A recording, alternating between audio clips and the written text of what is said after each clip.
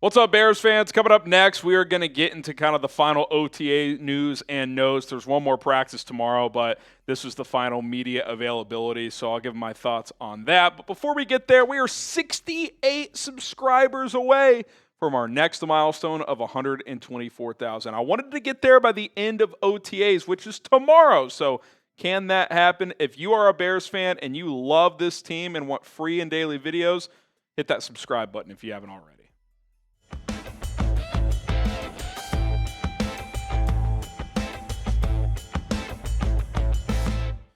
I'm Harrison Graham. Welcome into Chicago Bears Now, as this week's OTAs are primarily rookies, some young players as well, as vets have been sent out for the summer. Ben Johnson said only rookies were required, it's not the right word because technically it's voluntary, but expected to be there. And then I think second-year players, if they wanted to, could come, but then all other vets were sent out for the summer. But two notable second-year players were in attendance. Some others were as well, but want to highlight the fact that Caleb Williams and Rome Odunze were there this week, at least yesterday and today. I guess tomorrow maybe they won't be, with it being the last day, but we won't really know because that's not open to the media. But I would expect them to be there nonetheless. We knew Rome was going to be there, but we didn't know about Caleb. He was indeed there. And Ben Johnson had this to say about the fact that Caleb was present this week, saying he's committed to learning the offense. We're not where we need to be yet as a team.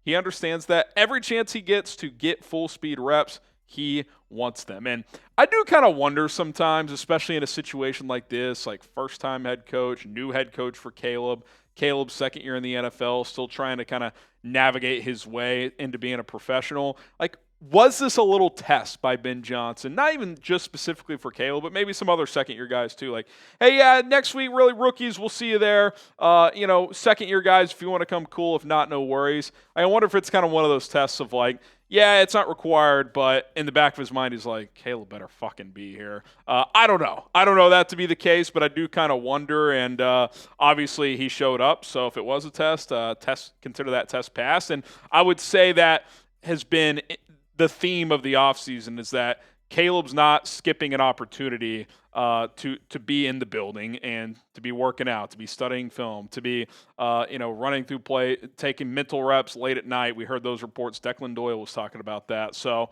I think that's a very, very positive thing. And look, the reality is you only get so many of these days with coaches and fellow players before training camp. Tomorrow's the last day, and then you're kind of on your own until training camp starts. And every day counts when you're learning a new scheme and a new offense. And so definitely excited that he is there. Ben also had this to say about Caleb's progress, saying, I do think we've seen him getting better in really all facets. I feel pretty confident the things that he's put on tape that we can go on and get after it a little bit. And the things he pointed to specifically were his ability to make plays on the move. I think the pocket stuff is still probably a work in progress, but I would not be shocked at all if they lean into Caleb's ability to make plays on the move. And Ben even talked about it, like the ability. He was asked, like, hey, can Caleb play on time? And he said, we do think he'll play on time when the receivers are in the place to let that be. But if that 1-2 read isn't there, his ability to make the play after the play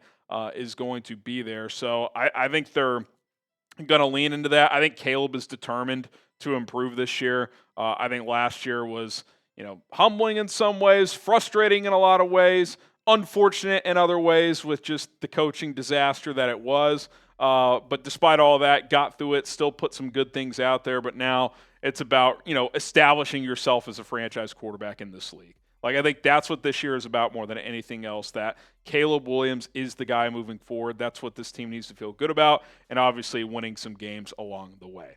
How excited, or how confident, I should say, are you in Caleb Williams? Scale of 1 to 10, let us know down in the comments below. 10 being extraordinarily confident, 1 being not at all. I'm pretty confident. I'll give it an 8 out of 10 right now. Obviously, we got to see it play out, but he's got all the ability. The Bears have invested in him from both a coaching and player acquisition standpoint. Now it's time to continue to learn the offense, get those reps in training camp, and go out there and make some strides this year. Okay, Luther Burden update, still not practicing, but Ben Johnson did tell reporters that he is expected to be full go once training camp gets here, but did also acknowledge that both Luther and Colston Loveland have missed, quote, a lot by not being out there. Now, they knew that would be the case with Loveland. The Burden thing was unfortunate. He got dinged up at rookie minicamp, so it kind of is what it is. It's not the end of the world, but it's just a reality. As a rookie, every rep matters. That's why there's a rookie minicamp. That's why they're using this last OTA period for primarily rookies. Like, hey, let's get you guys these extra reps because this is not college football. We talked about this yesterday with Rome Odunze entering year 2. He's like, yeah, the jump from college to the NFL is a big difference. Like, it's not the same deal. And we know Ben Johnson's offense is very detail-oriented, and Colston and Luther have been getting all the mental reps, but at some point you have to get out there to really, really learn and kind of get a feel for everything. And the reality is they're just going to be playing catch-up. And, again, not the end of the world, but could that lead to a slow start for one or both players? Certainly possible. Could that lead to a guy like Olamide Zaccheaus getting more opportunities? Yeah, that definitely could be the case early on. The good news is you have Cole Kmet at tight end. You have other receivers at that position. It's not like this season is hanging in the balance with what Colston Loveland and Luther Burden do from day one.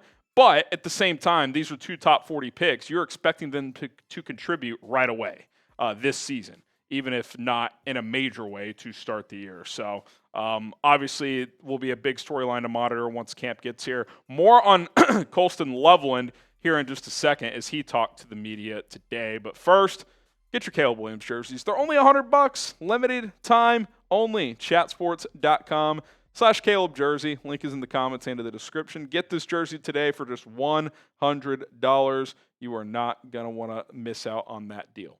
Okay, will Colston Loveland be ready for training camp? Johnson admitted he wasn't completely sure that over the next 24, 48 hours before, everyone fully breaks off for the summer, they'll kind of set, do final medical checks of where things sit right now and kind of set expectations for everybody and goals for when they'll be back. Obviously, that applies for Braxton Jones and other guys. Ian Wheeler, who's done some individual drills but not full team drills, so on and so forth. Colston said that, quote, that's the plan when asked about being ready by training camp. So he's hopeful. The Bears, when they drafted him, thought that he'd be ready to go for training camp. I think he'll be out there in some capacity based on what he said today, but will he be fully cleared by July 25th or whenever camp starts, which Ben also mentioned they're finalizing training camp dates right now. That remains to be seen, but I'm not concerned about him not being ready to start the season or something like that. Loveland already said he's running routes. He's catching passes on those routes, and he's lifting weights. Like, someone asked him, are you lifting? He said, yeah, I've been lifting. Now, I'm guessing that's lighter weight stuff. I don't think he's PRing or anything like that, but you can tell, just seeing him at the podium, he's already kind of a tall, more slender tight end. He was listed, I think, mid-240s last year. I would guess he's in the 230s. Right now. He's probably going to have to put weight back on once he gets fully cleared. And look, that might happen over the course of the season. He may not play at his full 245, 250 this year. And look, that's just kind of is what it is, right? I think his next offseason, assuming he has a healthy offseason, will really be when he can emphasize bulking up a little more, being more of an asset in the run game. That just may not be what he is this year. He might just be primarily a receiving tight end in year 1, and then hopefully he grows into being a more well-rounded. I'm just projecting. Who knows? Maybe he'll come in and kick ass as a blocker right away, but he does look a little thin right now. He definitely, I don't think, is at his normal playing weight here on, June 10th. So a lot of time before the season, but, when you can't do heavy lifting, it's kind of hard to bulk up. So that's just the reality of it. I think the final step is probably just getting cleared for contact. If he's already running routes, catching passes, and doing some lifting, it's probably just the ability to do full lifting and getting cleared for contact. So they said it was a 4 to 6 month recovery process. I think the surgery happened in February, I want to say, or late January. So you're right on the front end of that window. So should be near the back end of that window when training camp starts. So if he's not ready at the beginning, I would imagine by, August 10th he would be. So hopefully he's full go at the start of it, but we won't know until we get closer. Who do you guys think will have the bigger rookie year? Type CL for Colston Loveland or LB for Luther Burden III.